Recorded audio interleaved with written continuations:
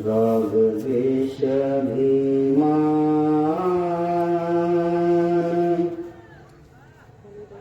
तीन बात बंधन खुले। शील समाधि ज्ञान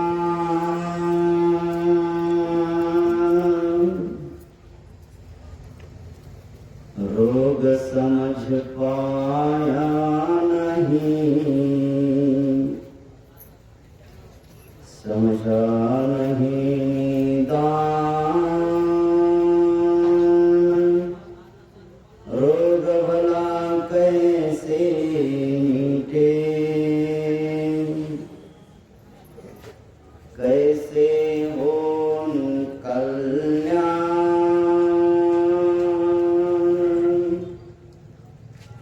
दुख समझ पाया नहीं, समझा नहीं निदान। दुख भला कैसे मिटे, कहा मोक्ष निर्वाण।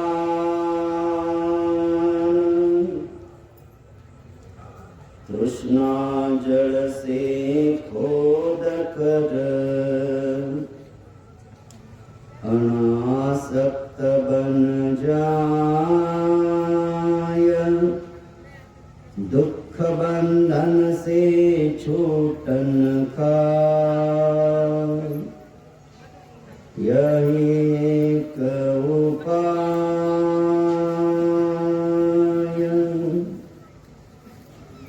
देखो अपने आप को, समझो अपना आप। अपने को जाने बिना मिटे ना भव संताप।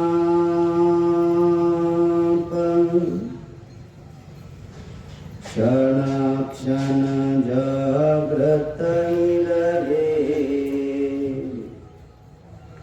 शुद्ध सत्य का बोध।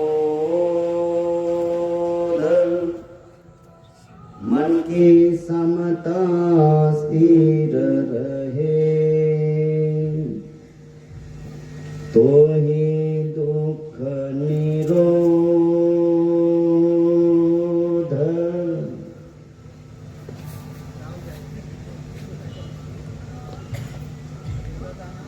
सुखी जीवनाच्या साठी जे जे माणसं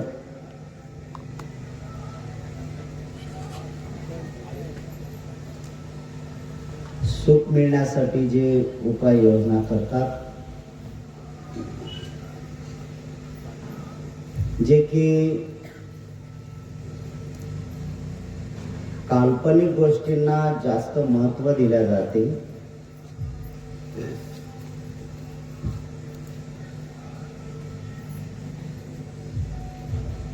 भगवान अनंत सम्यक समृद्धाचा जो मार्ग आहे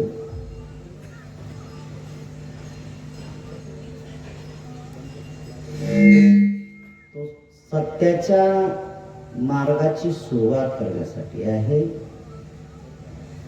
जेवढ्या जेवढ्या तुम्ही सत्यापर्यंत पोहोचण्याचं काम कराल, तेवढं तेवढं सत्य उजागर होईल। आणि जेवढं जेवढं सत्य उजागर झालं, तेवढे तेवढे दुःखाचे कारण कमी होत राहते।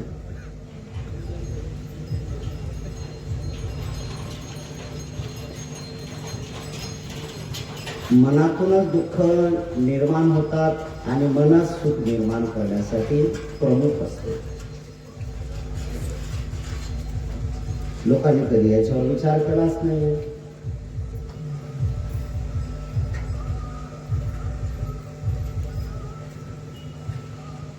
सत्य जीवनाची जी सुरुवात करायला पाहिजे त्याच्यापासून आपण सगळे कोसो दूर आहोत. ज्या गोष्टी काल्पनिक आहेत, मानव निर्मित आहेत, अशा गोष्टीला जास्त महत्व आपण दिलेलं आहे.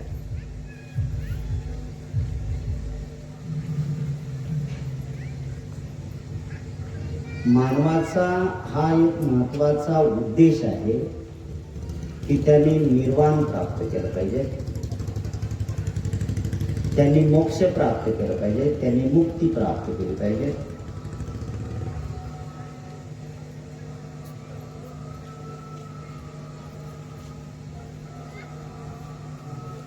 मुक्ती प्राप्त करण्यासाठी किंवा मोक्ष प्राप्त करण्यासाठी शब्दप्रयोग काही असू द्या, ते प्राप्त करत असताना निर्वाण ही पहिल्यांदा प्राप्त करावंच लागणार.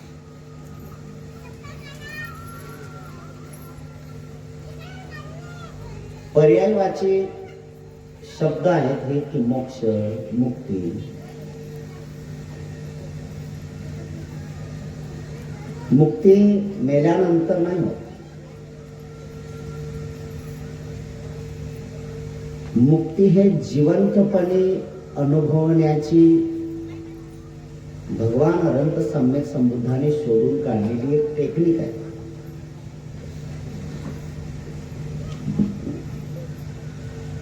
निर्वाणाचे अर्थही सुद्धा भगवंताने खूप स्पष्ट केले.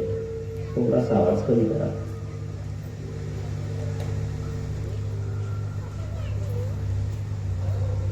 मुक्ती कशाची?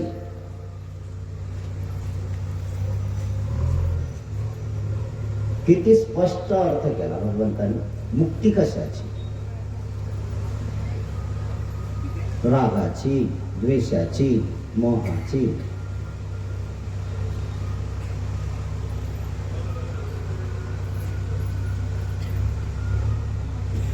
हे साधी बाब नाही आहे की रागातून द्वेषातून मुक्त होण्यासाठी.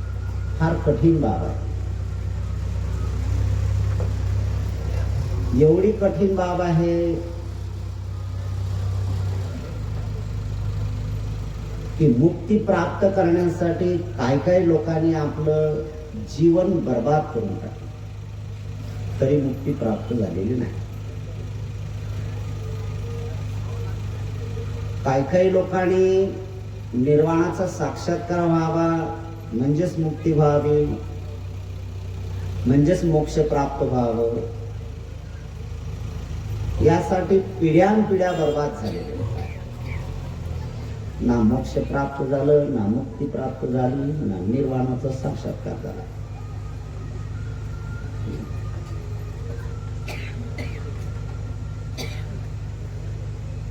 या अगोदर आपण जर असं पाहिलं की सिद्धार्थ बोधिसत्व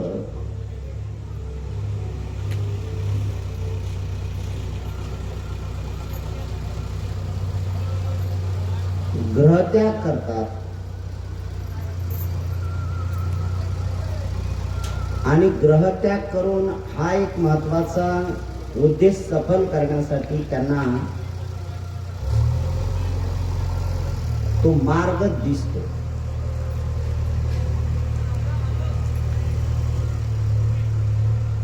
ग्रहत्यागासाठी कारणही सुद्धा तेवढेच महत्वाचे आहेत. त्यांच्या जे कारण घडलं ते रोहिणी नदीच्या पाण्याचा जो मार्ग सुरू झाला तो आहे. ते का बंद झालं? आणि जी सुरुवात झाली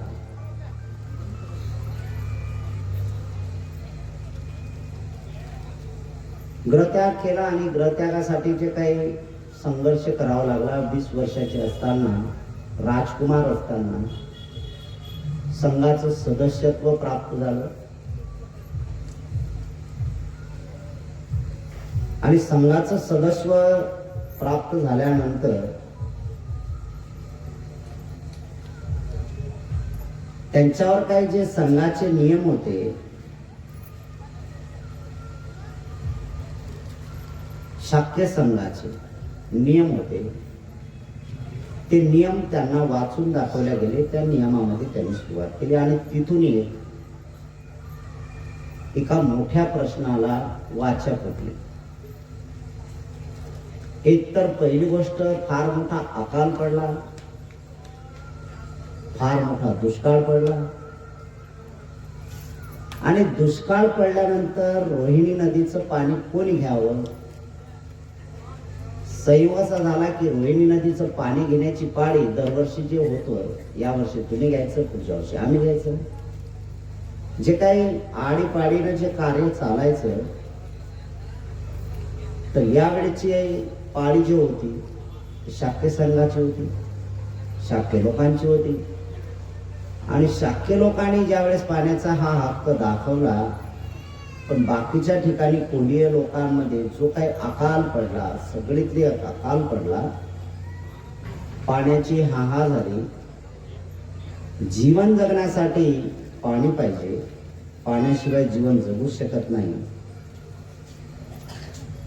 आणि त्या लोकांनी मागणी केली, पण तिथून जो काय वाद उत्पन्न झाला की नाही, पाणी घेण्याची आमची पाळी आहे, आम्ही तुम्हाला पाणी देणार नाही. जे काही त्यांचं सुरुवात झालेलं होतं, ते सुरुवात झाल्यानंतर तिथून संघाच्या विरुद्ध बंड पुकारणारा सिद्धार्थ बोधिसत्व राजकुमार उठून उभा राहायला सांगितला.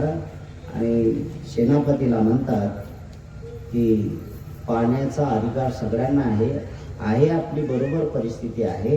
जरी आपली पाळी असली तरी मात्र पाणी त्यांनाही द्या, काही प्रॉब्लेम होणार नाही. जीवन जगण्यासाठी तर पाणी पाहिजेतच ना.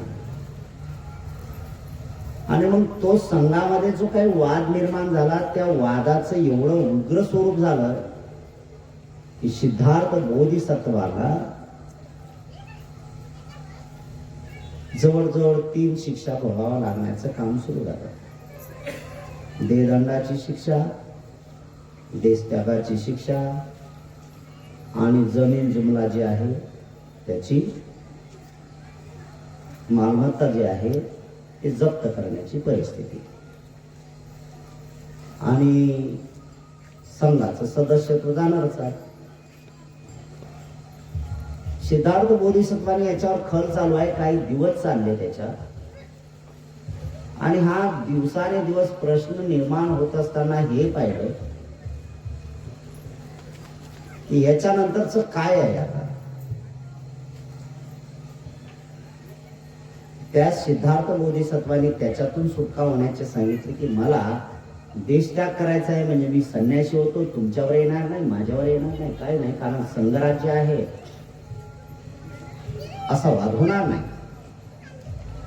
ठीक आहे, संमती दिली थोडीशी. पण ज्यावेळेस सिद्धार्थ बोधिसत्वाने ग्रहत्यागाचे केल्यानंतर हा जो निरोप राजा शुद्धोधन, महाप्रजापती गौतमी आणि यशोधरा तिला ज्यावेळेस सांगितलं गेलं, त्याने जे ऐकलं त्यांना मूर्छा आली आणि खाली पडले की हा देश त्याग करतो म्हणजे काय आहे. हे होत असताना निरोप अगोदर गेला आणि सिद्धार्थ बोधिसत्वाने मी ठाम निश्चय केला की मी ग्रह त्याग करत आहे, म्हणजे मी संन्यासी होत आहे, तर देश त्यागच करतो, त्यामुळे तुमचा काही प्रश्न उपस्थित होणार नाही. लगेच तिथून सुरुवात केली आणि केला की हा प्रश्न मोठा आहे की आई रडते, वडीलही रडतात, जी पत्नी आहे त्या पत्नीवर किती मोठा आघात होईल कल्पनाच नाही करू शकत. जेमतेम 13 वर्षाचा प्रपंच आहे यांचा. वय वर्ष 16व्या वर्षांमध्ये या दोघांचं लग्न झालं स्वयंवराचं. आणि 29व्या वर्षी ग्रहत्याग करा. किती वर्ष आहे? 16 आणि 19. हा जो काही भाग आहे म्हणजे 16 आणि 23 13, हा जो भाग आहे 29 वर्षाचा, वयाचे 29वे वर्ष पूर्ण होतात, 13 वर्ष आहे. 16व्या वर्षी लग्न झालं. 13 वर्षाचा जो प्रपंच आहे, या प्रपंचामध्ये ऐन तारुण्यात येतो काही, ऐन तारुण्यात आहे. नुकताच जन्मलेला बाळ आहे, तिच्यावर काय परिस्थिती आली असेल याची केवळ फक्त आणि फक्त कल्पना करत राहिले. बोधिसत्व सिद्धार्थ राजकुमार हे केवळ कल्पना करतात की तिच्यावर किती मोठी परिस्थिती गुजरली असेल, आता त्या मानसिकतेत किती असेल ती. कोण अशी पत्नी आहे की ऐन तारुण्यामध्ये येत असताना पतीला सोडून जाईल म्हणून, किंवा पतीला सोडेल, किंवा पती तिला सोडून गेल्यानंतर ती स्वस्थ राहील म्हणून. अनेक समस्याला तोंड द्यावं लागेल ना. ती बोधिसत्वाची पत्नी आहे. ते होणाऱ्या बुद्धाला जन्माला सफल करण्यासाठी, बुद्ध उत्पन्न करण्यासाठी सपोर्टर आहे ती. घरी आले आणि बघितलं हे सगळे तर रडत बसले. काय करणार तू, असं आहे, काय कमी आहे, तमुक आहे, सोडून दे, हे कर ते कर. त्याने सांगितलं नाही, बायकोची परमिशन घ्यावं लागेल, मला पहिल्यांदा बघू द्या काय म्हणते. बस गेल्या आपले. आणि गेल्यानंतर त्याने सुरुवात केली काय करायचं आहे, तर विचारणा केली की गोपा, भगवान म्हणजे सिद्धार्थ बोधिसत्व यशोधरेला प्रेमाने गोपा म्हणायचे. गोपा एक असेल तर गोपा, अनेक असतील तर गोपिका. मी तिकडे नाही घेऊन जात तुम्हाला, तो विषय पण नाही आपला है ना. तो काही लिलेचा भाग नाही आहे. लीला आहे नमुक आहे त्या भांडत नाही. गोपा, तुझ्या मनावर काय परिस्थिती गुजरली असेल हे मला पूर्ण खात्री आहे.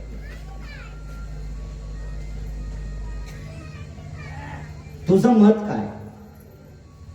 एका सेकंदाचाही वेळ घालवला नाही. तिने डायरेक्ट सांगितलं की महाराज धनी, त्या ठिकाणी मी जर असते तर मी सुद्धा हाच निर्णय घेतला असता.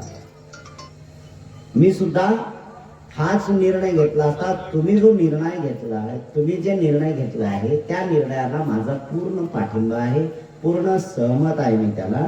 त्यापुढे काही प्रश्नच नाही. शोकाकुळ होण्याची गरज नाही, शंका करण्याची गरज नाही.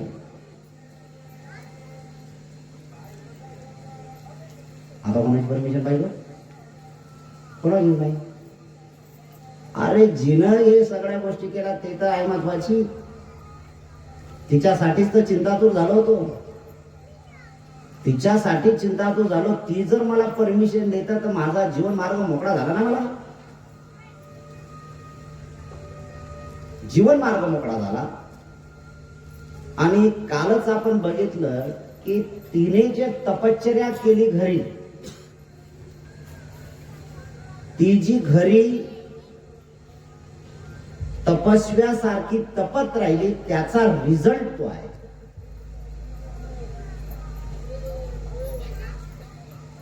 त्याचं जे घोतक जे आता जगाच्या समोर जे लोक किंवा मोठ्या प्रमाणात महिला हे नवऱ्याच्या प्रती जो काय आदर सन्मान दाखवण्याचं काम करतात, तर ते एक आहे की त्याच्यातली तेवढ्या पुरती जी मानसिकता आहे ती दर्शवतात. काय काय हिंदी सायडर गेलं तर है ना, ते चाळणीत बघणे है ना, करवा चौथ वगैरे जे आहे ना ते करतात ना. काय चाळणीतून चांदणा बघणे, चंद्राला बघणे, काय तर म्हणे पतीला आयुष्य वाटतं, या गोष्टी नाहीये. कधी कधी काही महिला उपवास करतात किंवा उपवास करतात. उपवास करताना हे दिसतंय की नाही, त्यातला जे झिरपत आलेला प्रकार, झिरपत येत असताना जो ज्येष्ठ पौर्णिमेला जो आपण बघतो, त्या ज्येष्ठ मासामध्ये त्याचा एक घोतक आपल्या समोर दिसते की महिला जातात आणि ओळाच्या झाडाला 7 फेरे घालतात आणि 7 जन्मी हाच मिळो, असं ज्या वेळेस बोलल्या जाते, हे केवळ फक्त देखाव्याचं काम आहे. या यशोधरेने असं काही केलं नाही. नाकावरा चौथ पाळला ना, तुम्ही त्या ओळाच्या झाडाला चक्रा मारल्या, काहीच नाही. पण तिला ज्या वेळेस कळलं की माझा नवरा असं असं करते, तर तिने घरात तशा प्रकारची ट्रीटमेंट स्वतःला द्यायला सुरुवात केली. जसं तो सिद्धार्थ बोधिसत्व तपतोय तसंच तिने सुरुवात केली. तिला कळलं की माझ्या नवरा पायात काही घालत नाही, आता मी कशासाठी घालू, त्यागलं तिनं, पायदान त्यागलं. राजकुमार आहे की सव्वा हात मुंडा वगैरे असं काहीतरी म्हणतात, त्याच्यात त्या गादीवर झोपणार आहे तो तर आता खडका झोपतो, मग मी गादीवर झोपून काय पाहिला, खंडाकला तिनं. घराच्या चार भिंतीच्या बाहेर जाऊ शकत नाही, घराच्या चार भिंतीच्या बाहेर जाऊ शकत नाही, कारण तिला नैतिक जबाबदारी आहे. तिच्यावर दोन जबाबदारी आहे, एक नाही आहे. एक तर म्हातारे सासू सासरे आहेत, ननंदीर आहे, नंद आणि रूपनंदा, आणि सगळ्यात महत्वाचं आहे नुकतं जन्मलेलं राहुल बाळ आहे. जर हे जन्माला आलं नसतं तर मी सुद्धा त्यांच्या पाठीमागे गेले ते, मला सुद्धा जीवन सफल करायचं आहे, मी त्यांच्यासाठी झाले ना. माझ्या आयुष्यात दुसरं कोण आहे तर तो त्याच्याशिवाय कोणीच नाही आहे. याचा मानव जीवनावर जो इफेक्ट पडतोय ना, तो हा सगळ्यात महत्वाचा आहे. किती कोण्या इतिहासामध्ये कोण्या देवाने काय केलं आपल्यावर त्याच्यावर टीका टिप्पणी करण्याची गरज नाही. कोण्या देवाचं काय लक्षण आहे, कोण देव कसा वागतो, कसा आहे, बिलकुल या गोष्टी आपल्यासाठी नाही. पण मानव समाजावर आणि विशेषतः पती पत्नीच्या जीवनामध्ये जर आदर्श उदाहरण कुठलं असेल तर ते सिद्धार्थ बोधिसत्व आणि यशोधरा गोपा, ह्या दोघांचं एवढा म्हणजे आहे, हे आदर्श आहे की त्यांनी जे जे काम केलं ते घरात बसून तिने काम केलं. सगळ्यात महत्वाचं आहे की नवऱ्याने केस कापलेत ना, मुंडनधारी झाला ना, मग या सगळ्या सुंदर केसाचा, कुरळ केसाचा कोणासाठी वापर करू मी आता? तो हात घालायला नाही ना केसांमध्ये, त्या केसावर तो प्रेमाने बोलणारा नाही ना, ज्याच्यासाठी त्याच नाही. आता काय करायला, तिने केस कापून टाकले. एवढा मोठा त्याग आहे त्या माऊलींचा, खूप मोठा त्याग आहे, साधी बाब नाही आहे तिची, खूप मोठा आहे. तेवढ्याने साध्य नाही होत, तेवढ्याने सुद्धा साध्य होत नाही. त्याच्यानंतर तिला कळलं की माझ्या नवऱ्याने जे काय साध शृंगाराचं आहे ते तर सगळं बंद केलं. मी एक स्त्री आहे आणि विशेषतः मी स्त्री असून राजकुमाराची मी पत्नी आहे, राणी आहे. तिच्या जवळ जे काही सौंदर्याचे लक्षण आहेत, तिच्याकडे जे सौंदर्याचे साधन आहेत, एका झटक्यात बाजूला गेले. इसका अभी जीवन में कोई उपयोग नहीं है, क्योंकि जिसके लिए मैं जी रही थी वो मेरे सामने नहीं है, तो इस श्रृंगार का मैं क्या करूं? इस श्रृंगार किस लिए?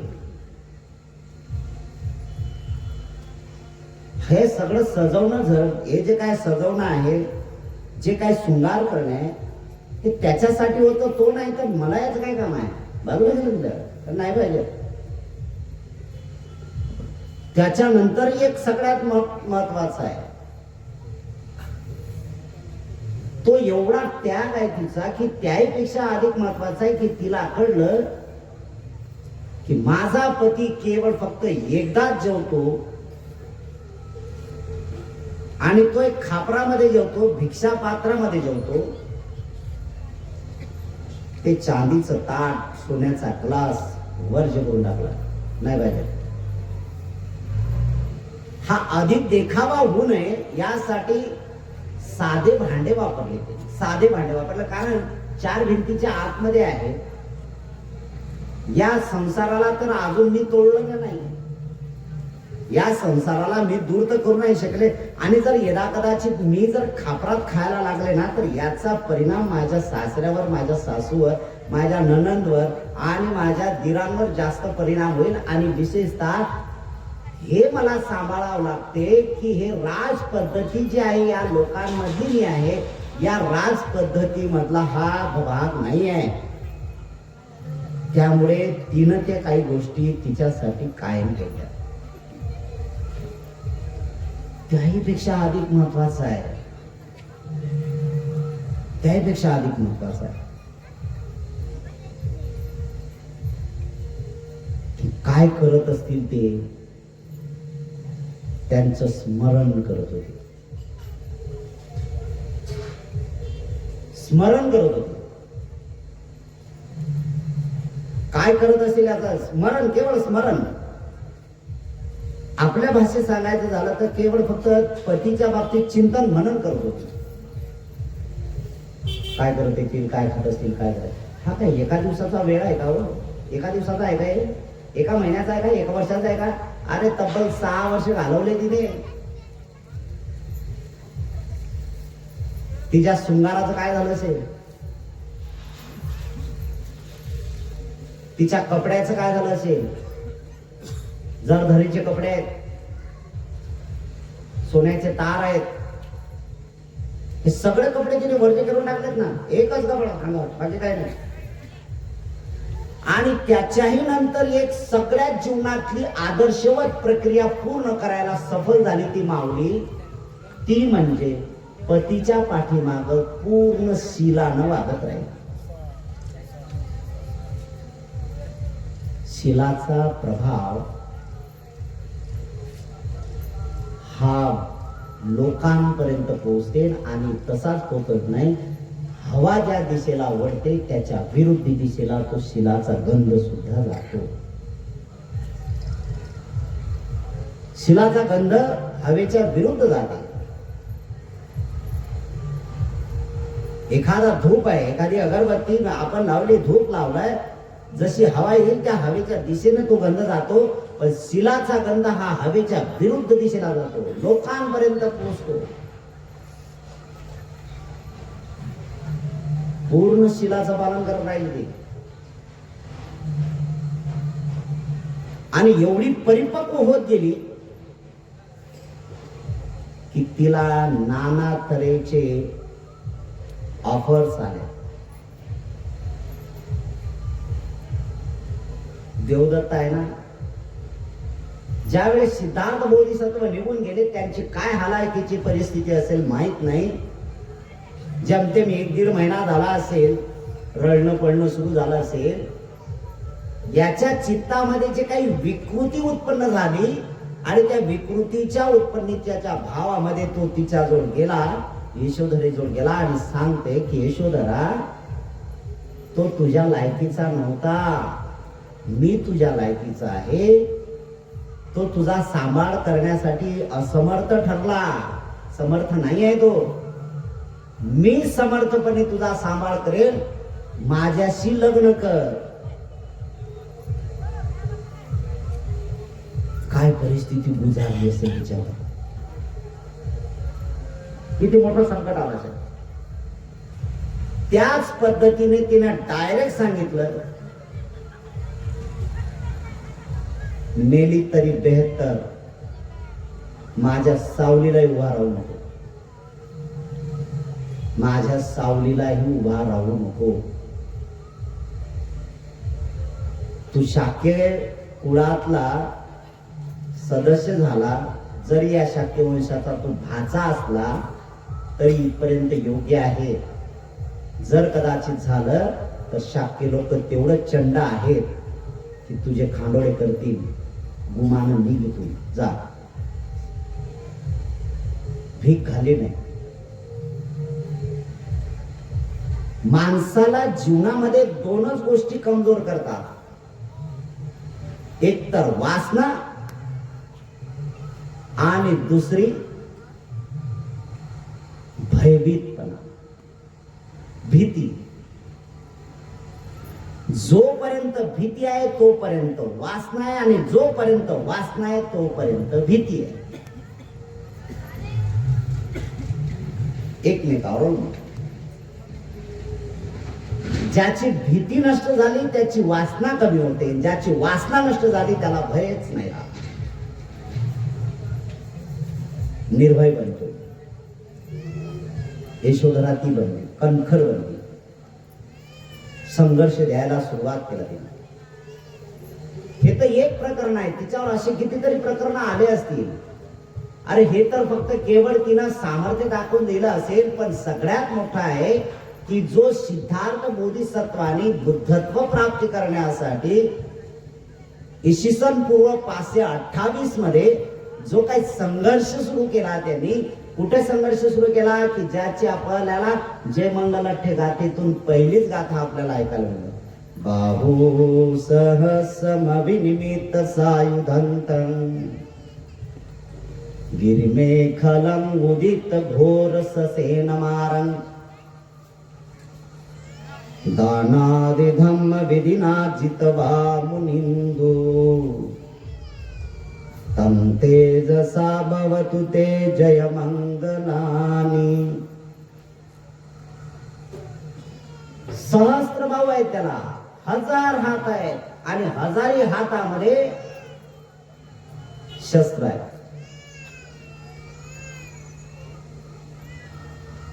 आणि मार सेना एवढी प्रभावित झाली, मार सेना की ज्याला आपण तृष्णा म्हणतो. तृष्णा काळी कुट्ट आहे, ते कधी उत्पन्न होईल नाही सांगू शकत. तृष्णा कधी उत्पन्न होईल, ना वेळ ना काळ ना नाते ना होते, ना भाऊ ना बहीण, काय कोणीच राहत नाही. एवढी अंधकार असते ती, एवढी भयानक असते ती, एवढं उग्र रूप धारण करून येते. कोणाच्याही बाबतीत कधीही काहीही निर्माण होऊ शकते, स्त्री असो की पुरुष असो. एकदा मनामध्ये गेलं, यासाठीच भगवान अनंत सम्यक संबंधाने जाणीवपूर्वक सांगितलं, याला जर कमी करायचं असेल, तृष्णेला जर नष्ट करायचं असेल, तृष्णेला जर संपवायचं असेल, या काळ्या कुट्ट अंधाराला जर चिरायचं असेल, हे पुन्हा पुन्हा जन्म धारण करणारी जी तृष्णा, हिला जर बंधन घालायचं असतील, हिला जर तोडायचं असेल, तर एकांत वासही तेवढाच महत्वाचा आहे. आणि जे जे नव्याने एकांतवास सुरू करतील ना, तर पहिली गोष्ट 2 गोष्टी तुमच्यात पहिल्यांदा उभारून येतात. पहिली मोठी गोष्ट येते, एकटं राहिलं की पहिल्यांदा भीतीचं कावूर माजलं. आणि आपण याच्या अगोदर काय बोललो, जोपर्यंत भय आहे तोपर्यंत वासना आहे, आणि जोपर्यंत वासना आहे तोपर्यंत भय आहे. एकट्यात राहा. आता ज्या घरात तुमचा जन्म झाला, ज्या घरात तुमचा जन्म झाला, अरे एवढे भले मोठे तुमच्या घरात देवारे आहेत राजा, आणि त्या घरात तुमच्या घरातले सगळेचे सगळे लग्नात निघून जा, तुम्ही एकटं थांबा घरात. देव आहे साक्षीला. आणि मग बघा चमत्कार काय होतो. पहिली गोष्ट तो झोपच लागणार नाही. झोप का नाही, कारण ह्या सगळ्या तृष्णा आहेत, वेगवेगळ्या प्रकारच्या तृष्णा निर्माण होतात. एकटा म्हटल्यानंतर भीती ऑटोमॅटिक आपसूक भीती तयार होईल. काय भीती, कशाची भीती, कुठली भीती, काय त्या भीतीला नाव नका देऊ तुम्ही. भीती भीती आहे. तुमच्या घरात पैसे आहेत म्हणून झोप लागत नाही, भीती आहे, भय आहे. आहे. अरे चोर येतील, मला मारतील, भीती आहे. कारण काही असू शकतात, भीती उत्पन्न होण्यासाठी कारण काही असू शकतात. भय आहे, माणसाला सुखाने जगू देत नाही. आणि मग याला जर करायचं असेल तर तुम्हाला प्रॅक्टिकल करावं लागेल. पहिल्या दिवशी होईल, बघू आपण झोप नाही आली तर नाही आली, ठीक आहे. दुसऱ्या दिवशी, तिसऱ्या दिवशी एकांतवास गाठा. जसा जसा तुम्ही एकांतवास गाठायचा सुरुवात कराल, हळूहळू भय नष्ट होती, दुसरी कामाची सुरुवात होईल.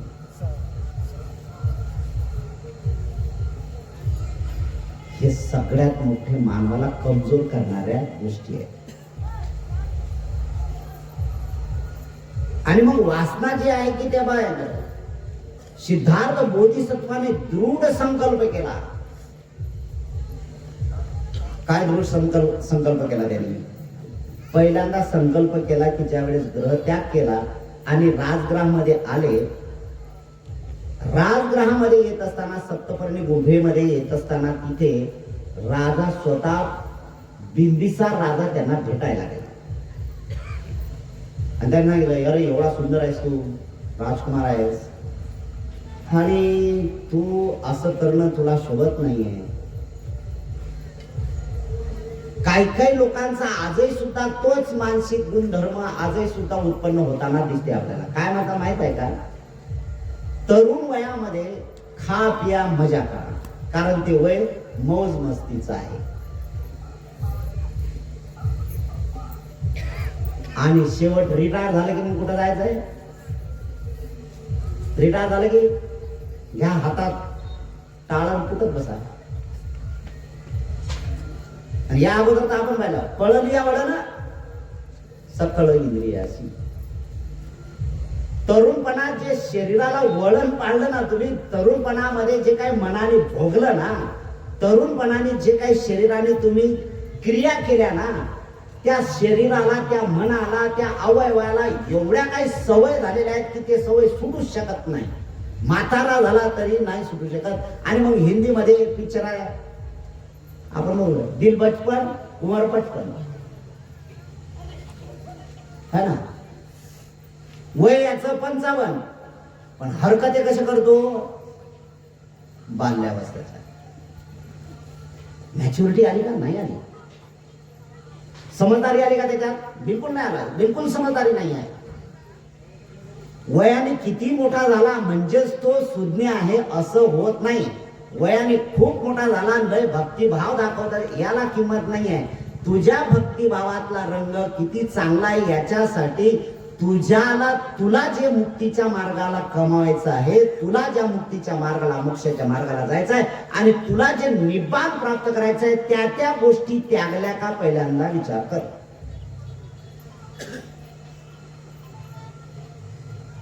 हे तर जगातल्या गोष्टी आहेत. हो, जगातल्या गोष्टी आहेत. नाही ते अमुक आहेत, माझे नातेवाईक आहेत, अमुक आहे, अशी भावना नाही, तशी भावना. अरे राजा आतून जळत आहे, त्याचं कोण जाणते? आतून तर जळणं सुरू आहे ना. आतून एवढे काही चित्र रंगवणे सुरू आहे. किती वर्षाचा आहे कोणाला माहित आहे? अरे 80 वर्षाचा म्हातारा जरी असला, पण आतून जर मनाने जे काही वासनेने घर केलेल्या गोष्टी आहेत ते पुन्हा मन उत्पन्न होते वासनेचं.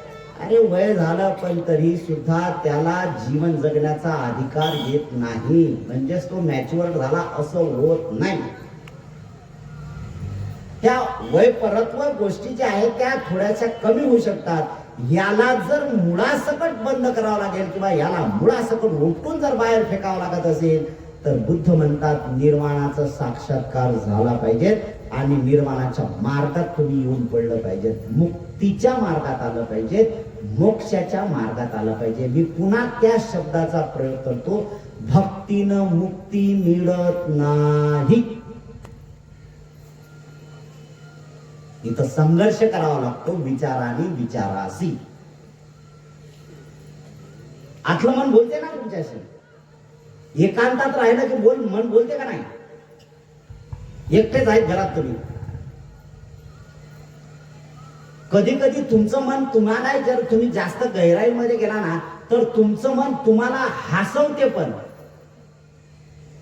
अरे मी काय केलं, काय करायचं होतं मला, कसं काय झालं, हसले. मन आहे, मनच तर महत्वाचं आहे.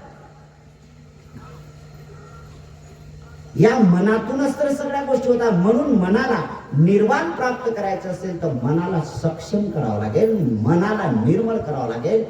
मनाला मोक्षाच्या मार्गावर न्यायचं असेल तर त्या मनाला मोक्षाला अडचणी निर्माण करण्याच्या गोष्टी आहेत. त्या म्हणजे एका शब्दात सांगायचं झालं तर तृष्णा आहे.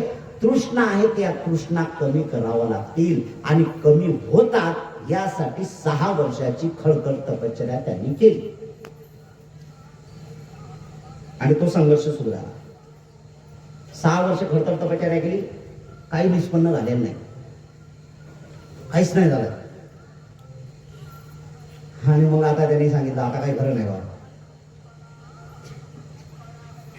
एवढी कठोर तपश्चर्या कोण करू शकते? मानव जीवनामध्ये हा सगळ्यात मोठा उच्च आदर्श आहे बुद्धांचा. बावल्या लोकांनी त्याला अवतारामध्ये गणलं रे. मूर्ख लोकांच्या हातात अवतारी पुरुषांचं आलं, त्यांना अवतार करून टाकलं. बुद्धाला बदनाम करण्याचे काम आहे ते.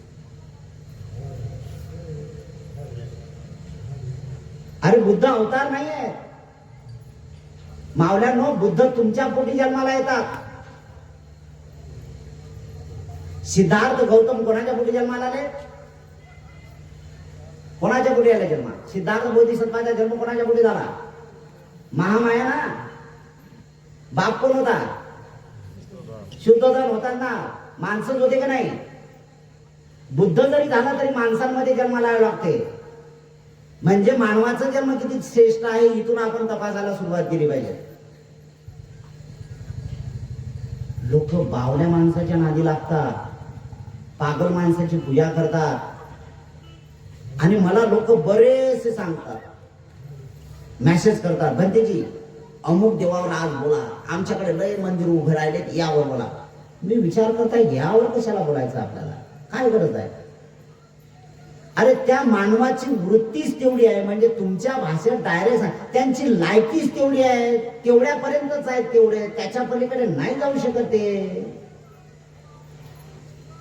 गांजा दारू पिणारा ज्याला तुम्ही म्हणताय बिडी पिणारा आहे, तो तुमचा देव असेल तर लायकीच तुमची आहे बिड्या पिण्याची. बिड्या पिणारेच लोक जाणार आहेत, गांजा पिणारेच लोक जाणार आहेत.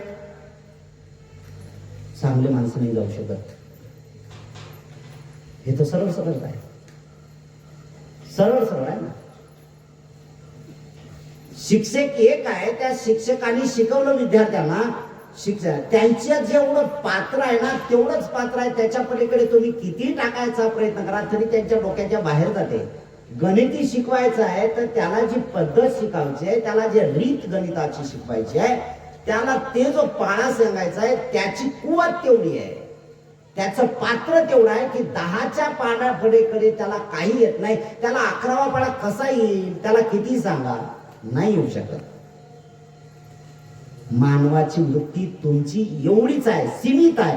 याच्या पलीकडे तुम्ही जाऊ शकत नाही. आणि जो याच्या पलीकडे बंधनं तोडतो तो माणूस बनतो, तो माणूस बनतो. आणि बुद्धाने ते तर शिकवलंच. बुद्धाने या सगळ्या गोष्टी शिकवल्या. आपण विचार करा. म्हणून या जगातला एकमेव महापुरुषच आहे, एकमेव असा महापुरुष आहे की त्या महापुरुषाने सांगितलं एवढा सत्यार्थ कोणीच दिसत नाही या दुनियामध्ये, मला तर अजून कोणी दिसलेला नाही आहे. मी सगळ्या देवांची तपासणी केली, त्या देवांमध्ये खोटाच निघाला. मी ते खोट काय कोणाला सांगत नाही, पण बुद्धांमधलं सत्य आहे की त्याने सगळ्यात महत्वाचा आरसा ठेवला. मी जे सांगतो ते अंतिम सत्य नाही. ज्याच्या ज्याच्या मानसिकतेचं पात्र जेवढं आहे तेवढंच त्याला माहित आहे, त्याच्या पलीकडे नाही. तेवढं सत्य त्यांनी शोधण्याचं काम केलं पाहिजे. बस त्याच्यात सत्य शोधायचं काम करा म्हणजे सुरुवात. एक तुम्हाला उदाहरण सांगतो काय करायचं पाहिजे. आमच्या बाजूला दिग्रस आहे, दिग्रस 2 दिग्रस आहे, दिग्रस बुद्रुक आणि तिसरा खुर्द. एका गावात मोठ्या गावात आहेत गवई आणि या गावात आहेत इंगळे. तर एक मुलगा म्हणजे चांगला होता, त्यावेळेची गोष्ट आहे की एक म्हशीनं पिल्लू दिलं आणि पिल्लू दिल्यानंतर काय झालं, त्याने पिल्लू जसं दिलं तसं त्यांनी ते उचलून खांद्यावर घेतलं. 1 दिवसात झालं खांद्यावर. त्याचा नित्य नियम काय होता? त्याचा नित्य नियम होता त्या वगारूला घ्यायचं खांद्यावर घ्यायचं आणि म्हैस ज्या गोठ्यात आहे तिथपर्यंत नेऊन गोठ्यात ठेवायचं.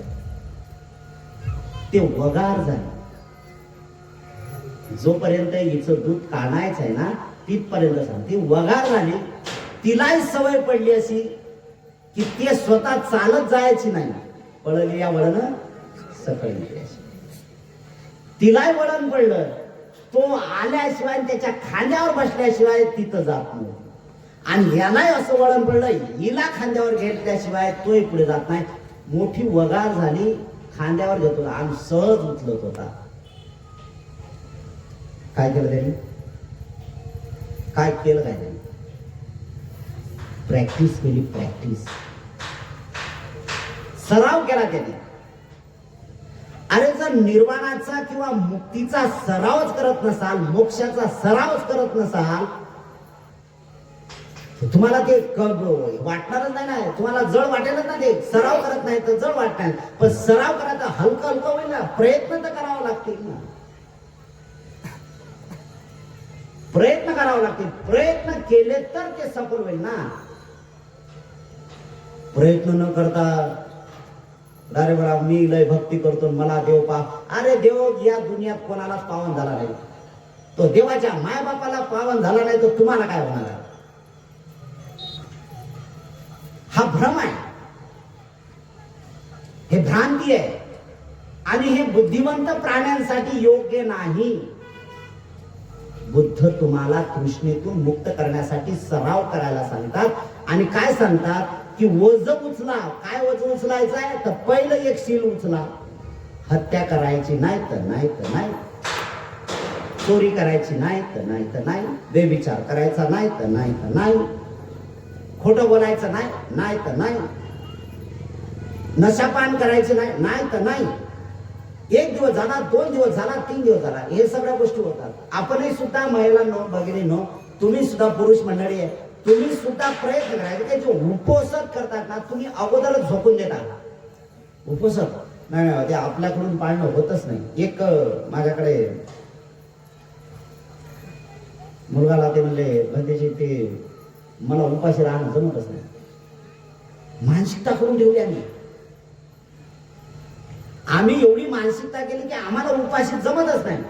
अरे पण बघा ना काय होईल. समजा एक अशी गोष्ट आहे, मी माझ्यावर स्वतःवर प्रयोग केला. बरं मी माझ्यावरून प्रयोग केलेला आहे, मी माझंही सुद्धा सांगतो. मी प्रयोग केला. काय केला माहित आहे का? माझ्याकडे पूर्वी खाण्याचे सामान लय होते, लोक दान करत होते. फळं आहे का, काय आहे का, सगळं आणतं. ते मी ठरवायचो की नाही मला खाय, मी आता बंद करणार. ते झालं, सगळं झालं. ते गेलं की तिथं सहज होतं, अरे खाल्लं पाहिजे, आपण खाल्लं पाहिजे. मी विचार केला की हे जोपर्यंत आपल्याला जवळ आहे तोपर्यंत आपल्याला तसं होणार. पहिल्यांदा हे हटाव बाजूला. माझ्या रूम मध्ये मी खाण्याचं काहीच ठेवत नाही, बिलकुल नाही, बिलकुलच नाही. खाण्याचं दूर केलं, विषय बंद झाला, बंद. अशी परिस्थिती येते की कधी खायचंच नाहीये. कधी कधी मानसिकता होते, कधी कधी काही उपाशी गोष्टी होतात, त्यावेळेस एखाद्या वेळेस होते तसं. पण प्रयत्न तर करावं लागतील तुम्हाला. तुम्हाला ते प्रयत्न करावं लागतील की हे सगळं करण्यासाठी मला हे केलं पाहिजे. ज्या गोष्टी तुम्हाला मुक्तीच्या मार्गाला बाधक ठरतात, म्हणजे मनाला कमकुवत करण्यासाठी ज्या गोष्टी उत्पन्न होतात, त्या वस्तू पहिल्यांदा हटावा, बिलकुल हटावा. हटले की ऑटोमॅटिक चांगलं होईल. हा एक महत्वाचा आहे. म्हणून घरामध्ये एक मानसिकता तुम्ही प्रयत्न करा. उचला तर आज मी खाणार नाही, दृढ निश्चय करा आणि खाणार नाही. मुद्दामून तुमच्या किचन मधला ते आहे ना, ते किचनला तुम्ही टाळा मारून कोणाकडे दुसरीकडे चाबी देऊन टाका, म्हणजे विशेष बंद होईल. होईल ना. एक दिवस झोप नाही लागणार, दुसऱ्या दिवशी हलका, अरे मला काय झालं नाही. आणि भुकीचा एक प्रकार आहे, असा अनुभव माझाही आहे आणि बाकीच्यांचे आहे. जोपर्यंत तुम्ही दुपारच्या जेवणाची वेळ तुमची ठरली आहे, 9 वाजता तुम्हाला जेवायचं आहे. जर 9ची वेळ तुमच्या कामामध्ये निघून गेली आणि 11 वाजता जेवण दिलं तर तुम्हाला जेवण जाईल का? जाते का? तुम्ही काय म्हणता त्याला? आता भूक मोडली, आता भूक लागत नाही, होते का नाही? हे मनाला, म्हणजे याचा अर्थ तुम्ही कामाला महत्व दिलं, त्या भुकेला अजिबात जवळ ठेवलेलं नाही, म्हणून तो तसा प्रकार झाला. प्रयत्न करावं लागतील तुम्हाला तर मोक्ष प्राप्त होईल. अरे सगळ्या देवाची भक्ती केल्यानंतर पुन्हा मुक्ती मिळत नाही रे. हे कितीदा तरी सांगतो, तरी लोक मुक्तीच्या मार्गाला भक्तीतच आळा आणतात. पागलपणा या माणसाच्यासाठी, पागलपणा. प्रयत्न करावा लागतील मनासाठी. मनच तर महत्वाचं आहे. जोपर्यंत मनाला तुम्ही सक्षम बनवताय तोपर्यंत नाही. आणि मग सिद्धार्थ बोधिसत्वाने ते केलं. एवढं काय तर तो संघर्ष सुरू झाला. एवढं त्यांनी केलं की पहिल्यांदा काय करायचं, तर सगळ्या लोकांमधलं त्यांनी 5 लोकांच्या समवेत दृढ निश्चय केला की मला अजिबात खायचं नाही, म्हणजे नाही तर नाही.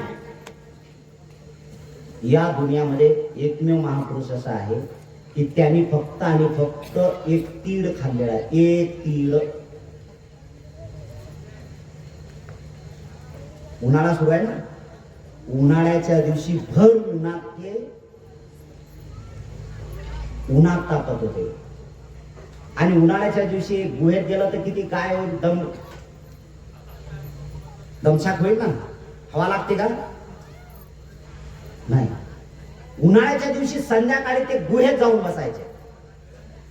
एवढं मनाला कठोर बनवण्याचं काम केलं, एवढं मनाला त्या मनाच्या विरुद्ध काम करायला हवं. पावसाच्या दिवशी भर पावसात एक नाही, अरे तिन्ही चारीचे 4 महिने ते सतत पावसात थांबले. काही परिणाम नाही झाला. शरीरावर तशा प्रकारचे आघात होत गेले, काही परिणाम नाही, काहीच झालं नाही. पण हे लक्षात आलं की ज्यावेळेस त्यांनी खाणं बंद केलं, पिणं बंद केलं, काय पाणी सुद्धा पित नव्हते. सापामध्ये एक सगळ्यात महत्वाचा गुण आहे, तो 6 महिने न खाता जगू शकतो. माहित आहे का तुम्हाला? 6 महिने तसा जर बिलाट ठेवला ना तर तो मरत नाही, ते तसाच राहतो. सिद्धार्थ बोधिसत्वाने शरीराला एवढं कृश बनवलं की एक दाना, तिळाचा एक दाना बस दिवसातून एकदा खायचं, बस संपलं. आणि सकाळची जे गारवा हवा आहे ना, ती हवेवर ते जगत होते. जसे की हे जे उन्हाळ्यात पालवी जे फुटते ना, ती केवळ फक्त गारव्यातून होणाऱ्या त्याच्यातून उत्पत्ती होते. तशा प्रकारची सिद्धार्थ बोधिसत्व या गारवात घेत होते आणि जगत होते. एवढं कठोर त्यांनी शरीराला बनवलं. या जगात कोणी देवाने एवढे कठोर प्रयत्न केले का? केले का कोणी? मला एखादा सांगा की यांनी एवढे मोठे प्रयत्न केले म्हणून. आणि बावले हो तुम्ही, डायरेक्ट बुद्धाला अवतारात बनता. अवतार आहे म्हणून डायरेक्ट घोषित करता. तुम्हाला पण देणार नाही ती कधी करा. आणि त्यापैकी काही लोक असे आहेत की त्याच्यात दुसरा आहे, काय म्हणतात, अवलियाला जास्त महत्व दिलं लोकांनी. अवलिया काय? मला एक महत्वाचं आहे की वास्तव जीवन जे आहे, जे सत्य जीवन आहे, या सत्य जीवनाला तुम्ही काहीच म्हणत नाही, काल्पनिक गोष्टीला महत्व देताय. मावल्यानो, तुमच्या पोटी जन्माला मुलगा यायचा असेल तर कसा आला पाहिजे? सगळ्या जणी मुलाचं जे चित्र लावलं जाते ना, तुमच्या घरामध्ये गरोदर असताना तुम्ही जे चित्र लावलं ना, तर किती सुंदर गोंडस बाळ ते दाखवलेलं आहे. प्रत्येकीला वाटते का नाही? प्रत्येकीला वाटते की माझं मुलगा असं झालं पाहिजे, असं वाटते ना? का तुम्हाला असं वाटते की माझं मुलगा अवलिया झालं पाहिजे म्हणून वाटते का? असं नाही. समजा एका कदाचित त्याला काहीतरी पोषणाचा आहार कमी पडला तर त्याचं अपंगत्व आलं. अपंग जर मुलगा बाहेर आलं, यातना कोणाला होता? दुःख कोणाला होते? आईला होता. तुम्हाला वाटते का की माझं मुलगा लग्न झालं पाहिजे? तुम्हाला वाटते का माझं मुलाचं तोंड वाकडं झालं पाहिजे? तुम्हाला असं वाटते का माझं मुलगा लाळ घालणार असलं पाहिजे? तुम्हाला असं वाटते का की माझं मुलगा म्हणजे विचित्र झाला पाहिजे? तुम्हाला असं वाटते का माझं मुलगा बहिर झालं पाहिजे? तुम्हाला असं वाटतं का माझं मुलगा मूक झालं पाहिजे? कोणालाच वाटत नाही. पण काही मुलं ते दुःखी राहतात. समजा जेमतेम ते 5-10 वर्षांमध्ये आलं, ते जर अपंगत्व आलं, त्याला मानसिक त्याची विकास झाला नाही, बुद्धीचा विकास झाला नाही, त्याला आपण पागल म्हणतो. आणि ते पागल जर फिरायला लागलं तर खरं सांगा, कुठल्या आईला चांगलं वाटते की माझं मुलगा पागल आहे, लय चांगला आहे, हे लय. आता हे काय झालं, काय झालंय, अवली आहे, हे लय धुवा पाय त्याचे. कुठली आई त्याच लेकराचे पाय धुईल का? नाही धुईल. बावले लोक बाकीचे येतात आणि पाया पडतात, त्याला घ्यायचं मला नवल वाटते हो, की जिनं 9 महिने 9 दिवस पोटात ठेवलं, तिच्या त्या लेकरांच्या बाबतीत ज्या इच्छा आहे, जे काही संकल्पना मांडली तिने, किंवा जे अपेक्षित होतं तसं आलं नाही, ते दुःखी आहे. ती जर तो विचित्र वागला तर ती त्याला मारते. आणि हे पावले लोक येऊन पाया पडतात त्याचे. काय झालं रे, तुमची कुवत तेवढी आहे, तुमचं पात्र तेवढं आहे, तुमचं पात्र तेवढं आहे, तुमची अवकातच तेवढी आहे, तेवढं आहे. अरे बुद्धिमंत प्राण्यांचं कामच ते असते की ते बुद्धाला अनुसरण करण्यासाठी आहे, की मी बुद्धांसारखा झालं पाहिजे. आणि बुद्धांसारखं होण्यासाठी बुद्धाने हे सुद्धा तुम्हाला स्वतंत्र करून टाकलेलं आहे, की मी जी शिकवण शिकवली हे जशीच्या तशी तुम्ही अंगीकारा. तुम्ही सुद्धा बुद्ध होऊ शकता. फक्त काय करावं लागेल, प्रयत्न करावा लागेल. पहिला वागाचं झालं ना, तर पहिल्या दिवसापासून दुसऱ्या वगार होईपर्यंत तुम्हाला खाणार की त्याचं वजन वाढत, याचाही व्यायाम होतो आणि तिलाही सवय पडते. असं काम ज्यावेळेस कराल त्यावेळेस सफलतेच्या दृष्टिकोनातून. आणि हा प्रयत्न तर केला भगवान अनंत समीप सद्गुरूंनी, हा प्रयत्न केला. जेवल्याशिवाय शक्ती मिळणार नाही आणि शक्तीशिवाय मला मुक्ती मिळणार नाही, म्हणजे निर्वाण प्राप्त होणार. मला ते प्रयत्न करावा. म्हणून 5 लोकांना सोडलं त्यांनी, तुमचा काही मार्ग नाही, नाही. येणाऱ्या पौर्णिमेमध्ये चैत्र मासमध्ये त्यांनी सगळं दिलं सोडून. चैत्र मासाच्या अगोदरल्या दिवशी वडाच्या झाडाखाली गेले, शेनानी नावाच्या गावात गेले, तिथं बसले वडाच्या झाडाखाली रात्रीची. बस आता हे करायचं आहे. अगोदरल्या दिवशी बघितलं, बस बसून राहिलं, काय चालायला येत नाही, काय नाही. डोंगेश्वरी पर्वत सोडला आणि इकडे उर्वेला मध्ये आलं. आणि उर्वेला येत असताना तिथं बघितलं, नदीच्या किनारी बघितलं, बसले वडाच्या झाडाखाली. विचार करा आता काय करणार. संयोग असा झाला की ती सुजाता उत्तर प्रदेशात एका धन्याची बायको झाली. त्यावेळेस नाते संबंधी असे जोडायचे ना, धनी असेल तर धनीच बघणार.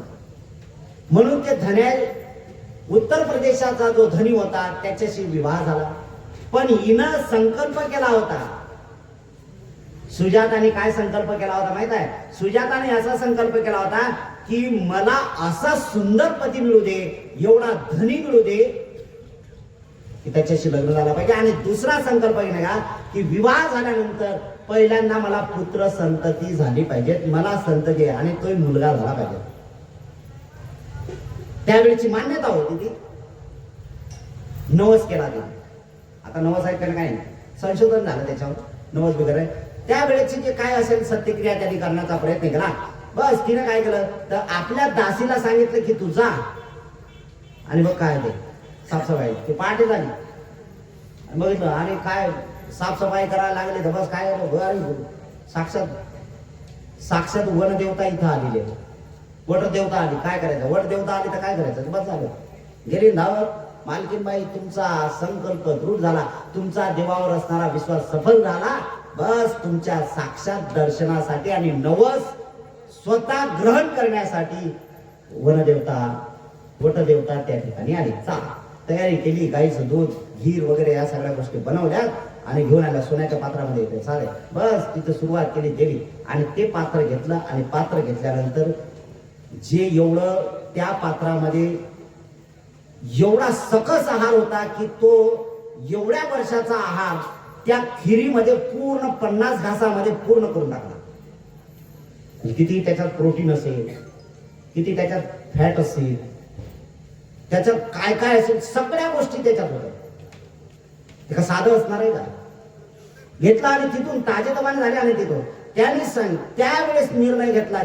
त्यावेळेस निर्णय घेतला आणि निर्णय असा नाही घेतला, दृढ निर्णय, मला बुद्धत्व प्राप्त झाल्याशिवाय मी आता जागेवरून उठणार नाही.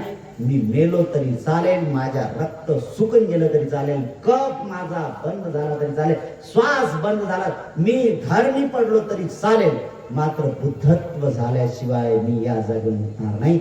एक आठवडाभर त्या जागेवर बसले आणि तो संघर्ष सुरू झाला. बाहू सहसमविनिमित सायुधंतं. एक दिवस, 2 दिवस, 3 दिवस, 4था दिवस झाला आणि 4थ्या 5व्या दिवसानंतर जो काही त्रास सुरू झाला त्यांना. कुठला त्रास झाला? मार्शेने जो त्रास दिला, तृष्णेने जो त्रास दिला, ते तृष्णा काय म्हणते, ती मार्शना काय म्हणते, अरे सिद्धार्थ गौतमा, तू 1000 हिस्सानी मेला रे, एकच हिस्सा तुझा जीवित बाकी आहे. अरे तोय घालू नको, जा उठ, या तपश्चर्येत काय बळलेला आहे तुझा, या तपश्चर्येत मध्ये काय पडला तू, जे प्राप्त करायचं आहे केलं ना तू, अधिक काय करायचं आहे आता करू नको. अरे ती यशोधरा एवढी सुंदर आहे, एवढी सुंदर आहे. दुसरं एक महत्वाचं उदाहरण सांगतो तुम्हाला की सिद्धार्थ बोधिसत्व किती सुंदर आहे. 32 लक्षण आहे, त्यामुळे सुंदर आहे. त्यांचं रूप जे आहे, मी परवाला सांगितलं तुम्हाला की महिला तर त्यांच्यावर भाळतच होत्या, पण पुरुषही भाळत होते. एवढं डौलदार शरीर होतं, एवढं आकर्षित होतं. 32 लक्षण आहेत ना. आताच्या काळामधला आपण थोडासा स्त्री आणि पुरुषांमधला भाग बघू. समजा एखादं लग्न, तुम्हाला एखाद्या व्यक्तीशी, एखाद्या मुलीशी लग्न करायचं आहे, तो मुलगा गेला. तो मुलगा म्हणा किंवा त्या मुलाच्या आजूबाजूचे त्याचे नातेवाईक म्हणा, त्या मुलीला बघतील तर काय बघतील, बघतात म्हणजे काय बघतात माहित आहे तुम्हाला? पहिलं एक बघतात, मुलापेक्षा मुलगी सुंदर आहे का. आणि हा जगातला नियम आहे सगळ्या स्त्रियांच्या बाबतीत. स्त्रियांना ते रूप प्राप्त झाले, पुरुषांपेक्षा स्त्री हे सौंदर्यवान आहे. समजा एक ज्याला नाकाचा पत्ता नाही, रंगाचा पत्ता नाही, तोही जर बायको करायला गेला तरी तो कशी बघणार आहे, कशी बघणार आहे. त्याच्यापेक्षा तिला विचारायला नाकाचा पत्ता नसून, पण त्याच्यापेक्षा तर देखणी असेल ना, लोक बघतील, त्यांचा झोळा जर बघेल तर ते हेच म्हणते ना, याच्यापेक्षा सरशी आहे, काही असो. जगामध्ये स्त्रिया ह्या सुंदर आहेत, कुठली स्त्री असो. रंगाचा, रूपाचा काही अर्थ नाही, सुंदर आहे हे सगळ्यात महत्वाचं आहे. काहीतरी आहे हे नंतर कधीतरी सांगता येईल आपल्याला, यावर अधिक बोलता येईल. हे एक महत्व. जर मग सिद्धार्थ बोधिसत्व एवढे सुंदर असेल, एवढे जर सौंदर्यवान असतील, तर त्यांना पत्नी कशी लाभली असेल. साहजिक आहे ना, पुरुषांपेक्षा स्त्री सुंदर आहे. सिद्धार्थ बोधिसत्वांपेक्षा असेलच ना, सुंदरच असेल ना, याच्यात काही दुमत नाही. आणि मग ती मार्शना म्हणते की एवढी सुंदर लावण्यवती तुझी पत्नी आहे, यशोधरा एकटी घरी राहिल्या, तिचा काही विचार कर, जाय घरी, सोड हे सगळं आलं. त्यांनी वाचला, हा विचार कसा काय आला, आता कसं काय आला. अरे मला आता प्राप्त करायचं आहे, मला बुद्धत्वाची डुबकी लागणार आहे, मला अनंत पद प्राप्त होणार आहे, आणि हा विचार आला कसा. बस त्या विचाराशी गेला, अरे हा हे असं आहे, तो विकार आहे, कमी कमी कमी केली, मला मरण आलं तरी चालेल, तुला मी हे हारवणार. आणि बस विजय प्राप्त. 5वा दिवस, 6वा दिवस, 7वा दिवस आला, त्यावेळेस धरणीकंप झाली. आणि त्याला एक मार्शनीने सांगितलं की तू जिंकला असं स्वतःला म्हणतो, याला पुरावा काय, तर याला पुरावा भगवान अनंत सम्यक संबुद्ध म्हणतात, याला पुरावा ही धरती आहे. भगवंताचा बुद्ध गायला गेलात ना तुम्ही, एक हात वरती आहे ना आणि एक खाली आहे, उजवा हात खाली आहे ना, हे जे मधलं बोट आहे हे जमीनला स्पर्श आहे. बुद्ध काय म्हणतात, मी बुद्ध झालो ना, मी तथागत झालो, मी सम्यक संबुद्ध झालो, मी अनंत झालो, याला पुरावा कोण देऊ शकते, कोणी देऊ शकत नाही. याला पुरावा फक्त ही धरती देऊ शकते. आणि ते सत्य वचन मानलं, धरणी कंप झाला. हे सगळ्यात महत्वाचं आहे. जीवनामध्ये प्राप्त करावं लागेल त्यावेळेस. तरी सुद्धा ते भ्रामिक वृत्ती गेली नाही त्यांची, ती भ्रामक वृत्ती गेली नाही. त्यांनी तपासलं, चला ठीक आहे, एक आठवडाभर ते सतत बसून राहिले सगळ्या गोष्टी. दुसऱ्या आठवड्यामध्ये काय केलं त्यांनी, दुसऱ्या आठवड्यामध्ये ते सतत 7 दिवस चालत राहिले, 19 पावलं सतत रात्रंदिवस, रात्रंदिवस 7 दिवस चालत राहिले ते नॉनस्टॉप. किती कठोर तपश्चर्या केली या मानवाने, महामानवाने किती श्रेष्ठ तपश्चर्या केली. त्याला तुम्ही अवतारामध्ये गणता रे, जरा काहीतरी वाटू द्या, विचार तर करा. मानवाला हे तर त्या मानवाच्या प्रती अवहेलना करताय, त्या माणसाचा, त्या महापुरुषांचा तिरस्कार करताय तुम्ही, त्या बुद्धाचा अपमान करताय तुम्ही, त्याला अवतारात म्हणून देताय. अरे तो तर तुमच्यासाठी, माणसांसाठी आदर्श आहे. जो जो त्या महापुरुषांच्या विचाराप्रमाणे चालेल, अरे त्याला मुक्तीचा मार्ग मी चालेल म्हणतो. भक्ती करू नका बुद्धाच्या जवळ जाऊन झाला की इति पिसो भगवान, बिलकुल नाही, गलत काम. हे तर वारंवार आपल्या चित्ताला आपण असं प्रदर्शित केलं पाहिजे. भगवान कोण आहेत? अरे त्यांच्यात 9 गुण आहेत, 9 गुण. त्या भगवान मध्ये 9 गुण आहेत, त्या 9 गुणाची उजळणी झाली पाहिजे. आपल्या चित्ताला सांगितलं पाहिजे, अरे हे गुण आहेत, अरे हे कोणात आहेत, कोण्या देवात आहेत का गुण? ते अनंत आहेत का गुण? ते अनंत म्हणजे कोण? जीवनमुक्त आहेत का? जीवनमुक्त म्हणजे कोण? जन्म मरणाच्या पलीकडे गेले आहेत, पाहिलं का? नाही. देवही सुद्धा मेले ना, बुद्ध मेलेले नाहीत, बुद्ध मेलेले नाहीत. तुम्ही म्हणा जिवंत आहेत का? जिवंतही नाही. मरणच नाही तर जन्म येईल कुठून? आणि ज्याला जन्म नाही त्याला मरण येईल कुठून? ती अवस्था आहे, मानसिकता आहे. ती एवढी मानसिकता आहे की त्या मानसिकतेतून आता काही तयार होत नाही. एक आहे, ज्याच्यात जे काही गुणदोष शिल्लक राहतात, जे गुणदोष शिल्लक राहतात त्याच्यातून उत्पत्ती होते. एक उदाहरण म्हणून सांगायचं आहे, सगळ्यांचा जन्म खाण्यातून झाला. जे जे जन्माला येतात ना ते कशातून येणार आहे? घाणेतून. जिथं घाण आहे तिथं जन्म आहे. एक उदाहरण, तुमची ग्रामपंचायत लय चांगली आहे, सरपंच चांगला आहे म्हणून ग्रामपंचायत चांगली आहे, कौतुक आहे त्यांचं, त्यामुळे काही प्रश्नच नाही. कुठे कचरा किंवा काही गोष्टी नाही. स्वच्छता अभियानाचे प्रकरण सुरू आहेत, चांगलं आहे. समजा एखाद्या गावामध्ये सरपंच जागृत नाही आणि सगळे लोक एका ठिकाणी कचरा टाकतात, जे कूडादान आहे ना, डस्टबिन आहे का नाही, कचरा कुंडी. त्या कचरा कुंडीत तुम्ही सतत तुमच्या घरचा ओला सुका कचरा आणून टाकतात, आणतात ना. तर त्या कचऱ्यातून तुम्हाला जीव उत्पत्ती झालेली दिसले का? तरी झाले ना? दुर्गंधी आला का? येते ना? चला एक दुसरी उदाहरण सांग. तुम्ही नळाचं पाणी म्हणजे जे आरो, तुमच्या गावात आरो पण केलेलं आहे, तेच उदाहरण मी इथे सांगतो. दोन्ही उदाहरण सांगतो. आरोचं पाणी नेमकं काय आहे? त्याला दुसऱ्या भाषेत ते आरो कसं आहे, ते फिल्टर केलं. आरो काय केलं? ते फिल्टर केलं. आता जे नळ आहेत म्हणजे कपडे धुण्यासाठी, पाणी वापरण्यासाठी, आंघोळीसाठी जे नळ आहेत, त्या नळातलं पाणी तुम्ही घरी घेऊन जा. उन्हाळा लागलेला आहे, घरी घेऊन गेला, तुमच्या रांजणामध्ये 3 दिवस ठेवायचं. त्या पाणी झाकून ठेवा, घालाय त्याला झाकून ठेवा. किंवा एखादी प्लेट बघा किंवा एखादं असं भांडं बघा, तर ते झाकून ठेवा. ते पाणी तसं तुम्हाला पाणी कमी झालेलं असेल, थोडंसं उन्हाच्या तपतेमुळे बाष्पीभवन होईल त्याचं, पण ते पाणी बघितल्यानंतर पाणी त्या रांजणामध्ये एकही किडा नव्हता. 3ऱ्या दिवसानंतर त्याच्यात तुम्ही बघा काय झालं, किडे दिसतात तुम्हाला बारीक बारीक. कोणा शेजारीला टाकले का? आमचा शेजाऱ्यावर लय डाऊट असतो है ना. तुकोबा राया काय म्हणतात माहिती ना, निंदकाचे घर असावे शेजारी. पण काय आहे बोलण्यासाठी असते बरं, निंदकाचे घर असावे शेजारी बोलण्यासाठी. मी जे ट्रक चालतात किंवा तुमचे ट्रॅक्टर चालतात ते फार चांगले स्लोगन देतात, म्हणी चांगले देतात. एकदा मी तुमचं ते त्या रोडने आलो होतो मी, लोहाराच्या पुढचं गाव आहे ना तिकडे, डोंगर गाव वगैरे, ते त्याच्या बाजूला एक गाव आहे. कुठलं गाव आहे ते? साळवे राहतात ते गाव. हा, कळंबी महागाव.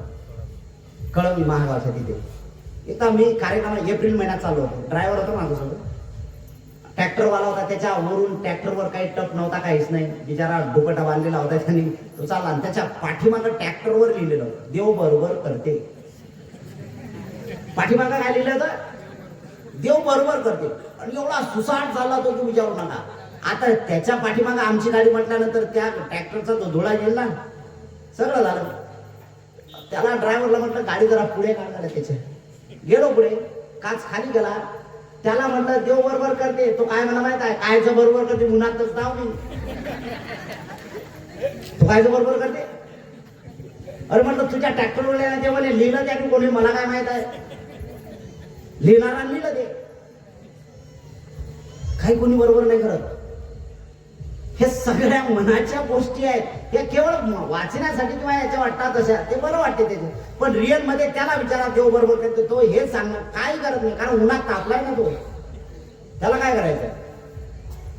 हे सगळ्या हे जाणलं पाहिजे. आणि त्याच्यात काही लोक निंदकाचे घर असावे शेजारी, त्याच्यात की असं म्हणल्या जाते की निंदकाचे घर असावे. पण निंदक खरंच जर निंदकाचे घर असले ना शेजारी, की बघा आता काय परिणाम होते. अरे बापरे, तो निंदा कमी करते. तुम्हीच त्याच्याबद्दल एवढी निंदा करता की विचारू नका. आणि लिहिलेलं असते निंदकाचे घर असावे. कोण कोणाची निंदा करतो हेच कळत नाही. म्हणण्यासाठी चांगला आहे, पण ज्याची निंदा होते ना त्यालाच माहित असते काय आहे त्याचे. ज्याच्याबद्दल निंदा केल्या जाते ना त्यालाच माहित होते की निंदा होत आहे तर काय आहे. आणि मग तिसऱ्या दिवशी तुमच्या रांजणामध्ये जे काही किडे तयार होतात ते कोणी टाकले? ऑटोमॅटिक आले ते. ऑटोमॅटिक का आले, उत्पन्न झाले माहित आहे का? कारण काय याला कारण काय माहित आहे का? नाही. दुसरं सांगतो तुम्हाला. मावल्यानं तुम्ही सगळ्यात बसल्या, तुमच्याच विषयी समजावून. लहान लहान केस आहेत तुमचे. 1, 2, 3 दिवस, उन्हाळ्याचा दिवस आहे, 3 दिवस केस धुवायचे नाही. काय होते? काय होणार? उवा होतात. कोणी टाकलं ते? कोणी टाकलं? कोणी टाकलं? शेजारी नाली टाकून दिल्या का? टाकल्या कोणी? कोणी टाकत नाही. कारण उत्पत्तीचे साधन ऑलरेडी त्याच्या डोक्यात आहे. काय उत्पत्तीचे साधन आहेत? उत्पत्ती होण्याला 4 गोष्टी कारणीभूत आहेत: आग, तेज, वायू आणि पृथ्वी. हे पाणी भाषेत सांगलं मी तुम्हाला. आग, तेज, वायू आणि पृथ्वी. आग म्हणजे पाणी, तेज म्हणजे उष्णता, वायू म्हणजे हवा, पृथ्वी म्हणजे जडत्व. जडत्व म्हणजे जे ठोस आहे, हाड असेल, मांस असेल, माती असेल, चिखल असेल, दगड असेल, याला पृथ्वी म्हणतात. हे 4 गुण एकत्र आले की याच्यातून उत्पत्ती 100%. नळाचं पाणी तुम्ही घरी घेऊन गेल्यानंतर नळाचं पाणी नेलं म्हणजे या नळाच्या पाण्यामध्ये हे 4ही घटक आहेत. एक, रांजणा टाकतात तर जडत्व आहे. दुसरी गोष्ट हवा लागते. तिसरी गोष्ट ऊन तापत आहे. चौथी गोष्ट तर ऑलरेडी त्याच्या पाणी आहे नाही. हे 4 गोष्टी आल्या, कालांतराने याचं रूपांतर होत गेलं की ऑटोमॅटिक जीव उत्पत्ती होते. तशाच प्रकारचं हे आहे. समजा एक हे झालं, पण ज्याच्यातले जीव उत्पत्तीचे घटक कमी झाले की त्याच्यात शासन आहे. बिस्लरीची पाणी आहे, बिस्लरी आहे नाही. या बिस्लरीच्या पाण्यामध्ये बिस्लरीचे त्याच्यात व्हॅलिडिटी 6 महिन्याची ठेवलेली असते. किती? 3 दिवस तुमच्या घरात पाणी ठेवलं तर लगेच किडे उत्पन्न होतात. पण यातले घटक एवढे कमी केले घटक की त्याच्यातून 6 महिन्यापर्यंत त्याला झाकण लावून ठेवलं तर अजिबात काही किडे उत्पन्न होत नाही. याचा अर्थ काय? त्यातले जे उत्पत्तीचे घटक आहेत ते काढून घेतले म्हणजे त्यातली घाण काढून घेतली. जे निर्मळ आहे तिथं जन्म होत नाही. बुद्ध कसे आहे? त्यांनी जाणलं की उत्पत्तीचं साधन कुठे आहे, तर मानवाचं उत्पत्तीचं साधन अंतर्मन आहे. आणि अंतर्मनातूनच सगळ्या गोष्टी होतात. मग अंतर्मनात तुम्ही म्हणणार अंतर्मनात कशा काय गोष्टी साध्य होणार आहे, अंतर्मनामध्ये कशा काय उत्पत्तीचं कारण आहे. अंतर्मनच डायरेक्ट तुम्हाला इशारा देत असे. अंतर्मनात ज्या ज्या वेळेस तुमच्या चित्तामध्ये जे जे विकार उत्पन्न होतील, मग रागाचे असो, द्वेषाचे असो, मोहाचे असो, वासनेचे असो, तिरस्काराचे असो, ज्या वेळेस ते वाढतात त्यावेळेस तुमच्या शरीरावर ते प्रकट होतात. मी जे बोलत आहे समजत आहे ना, हे होत आहे. एक उदाहरण, काही लोकांच्या अंगाचा एवढा घाणेरडा वास येतो. काय येतो? आणि तो घाणेरडा वास जाण्यासाठी काय करतात लोक? अरे एवढं काय लावतात अंगाला की विचारू नका. एवढे मोठे परफ्यूम लावतात की विचारू नका. या लोकांना कळतच नाही, बाहेरचं जे काय तुम्ही सुवासिक द्रव्य लावता ना, ते बाहेरचं लावत असताना त्याचा आणि याचा तुमच्या घामाचा जर मिक्सिंग जर झालं तर त्याचं होऊ शकते की तुम्हाला चर्म कर्करोग होऊ शकतो, चामडीचा कॅन्सर होऊ शकतो. असे किती लोक आहेत जाणतच नाही आहे. पण बुद्ध म्हणतात तो जर दुर्गंध काढायचा असेल तर याला कारण फक्त आणि फक्त मन आहे. जर मनामध्ये तुमच्या राग नाही, द्वेष नाही, वासना नाही, वैरत्व नाही, काय नाही, जर तुमच्या मनात तसं असेल तर ते काढून टाका, काढून टाका, काढून टाका. निर्मळ म्हणा, दुर्गंध सुद्धा दूर होतो. तशा प्रकारची सुरुवात करायची आहे. जे जे अरहंत बनतात, जे जे अरहंत बनतात, त्या अरहंताच्या घाणेचा सी आणि सूचा अजिबात दुर्गंध येत नाही. ज्याप्रमाणे एखादं जन्माला आलेलं बाळ आहे आणि बाळ ते 1 महिन्यापर्यंत आहे, 1 महिन्याचा आहे, त्या 1 महिन्याच्या बाळाच्या सीचा आणि सूचा अजिबात दुर्गंध येत नाही. येते का? नाही येत. येते का? नाही. का नाही येत माहित आहे का तुम्हाला? तुम्हाला दुसरं सांगतो, जोपर्यंत ते बाहेरचं फूड खात नाही, बाहेरचं अन्न खात नाही, तोपर्यंत त्याच्या सी आणि सूचा दुर्गंध येणे. पण ज्यावेळेस बाहेरचं फूड खायला सुरुवात होईल त्यावेळेस मग आहे. आणि जर 1-1.5 वर्षाचं झालं आणि त्याने जर रात्री सुसू करायला की झपके देतात, हे घालत गांगांमध्ये तर होते ना. हे समजून घेणं आहे. बाहेरचं फूड खाल्ल्यानंतर त्या बाहेरच्या फूडचा, त्या बाहेरच्या अन्नाचा तसा चित्तावर परिणाम होतो. चित्तावर परिणाम होतो म्हणजे एक परत उदाहरण सांगतो मी तुम्हाला, की लहान लहान लेकरं जे आहेत ना, ते काय मागतात माहित आहे? त्यांची इच्छा काय प्रकार, किराण्यामध्ये जायचं असेल, कुठे जरी तुम्हाला डेली नीड्स वर जायचं असेल तर काय म्हणता माहित आहे? मम्मी, पप्पा, मला अमुक पाहिजे, मला हे पाहिजे, मला ते पाहिजे, मला पॉपकॉर्न पाहिजे, हे जे पाहिजे, इच्छा आहे. आता त्याचा जो गुणधर्म आहे तो गुणधर्म कसा आहे? जर चिप्स खायचे असतील तर तिखट असतील तर त्याचा गुणधर्म तिखट होईल.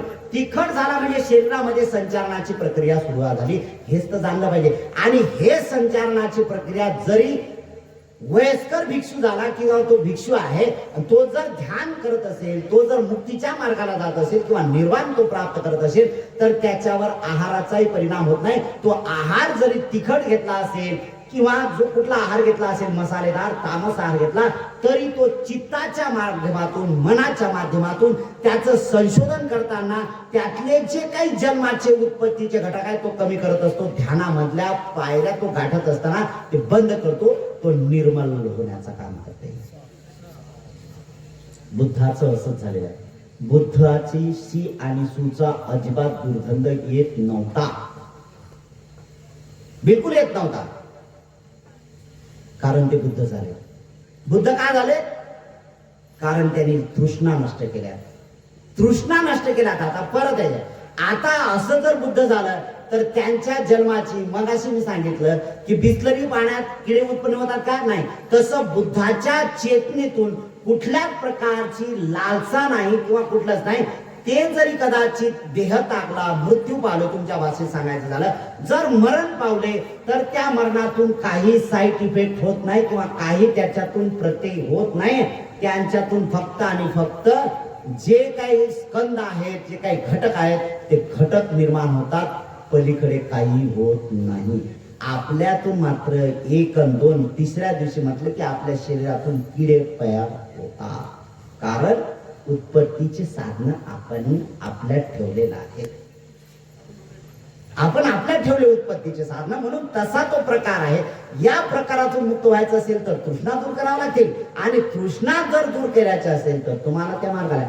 आणि लोक मग हे करतायत, कीर्तन भजन अमुक पूजा पाठ हे करताय सगळ्या गोष्टी.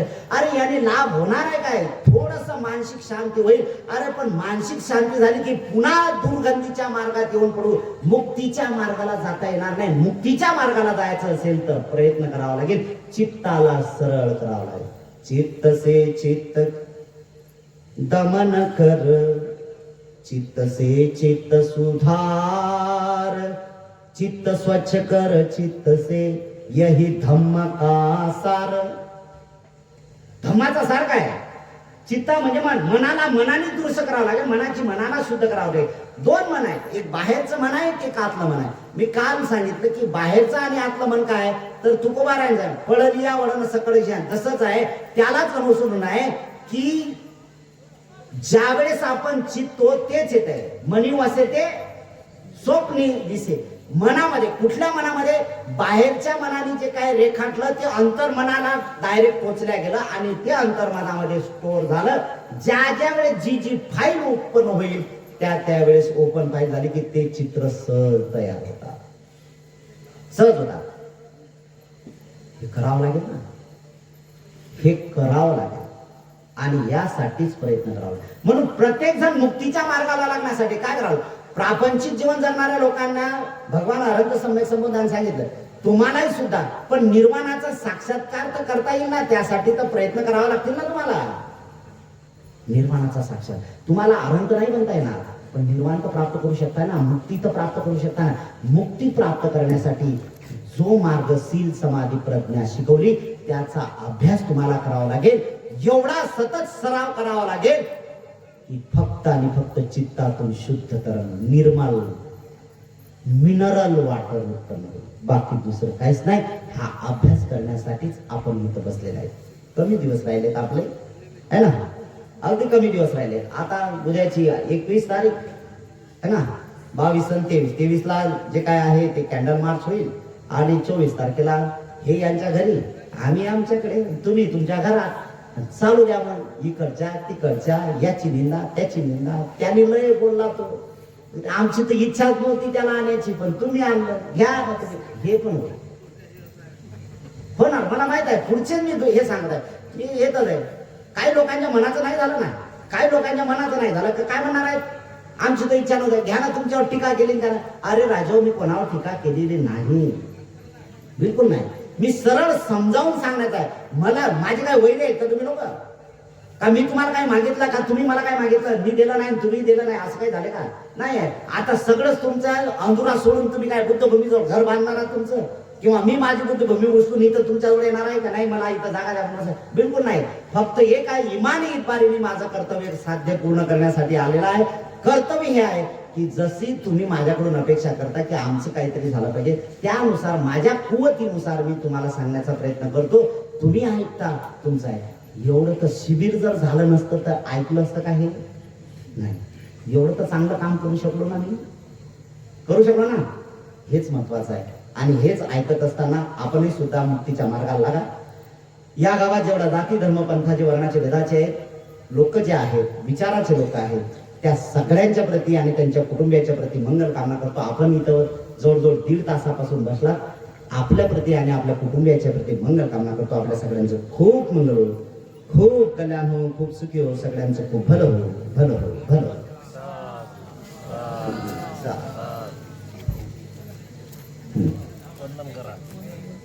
चला बोला. बुद्धां नमामि,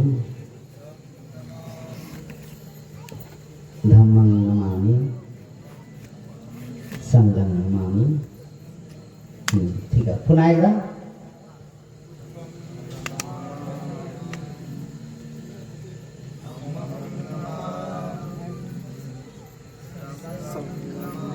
ज्यांना ज्यांना उपासकांना गुडघ्यावर बसता येत असेल तर, ज्यांना वंदन करायचं असेल ते करू शकतो.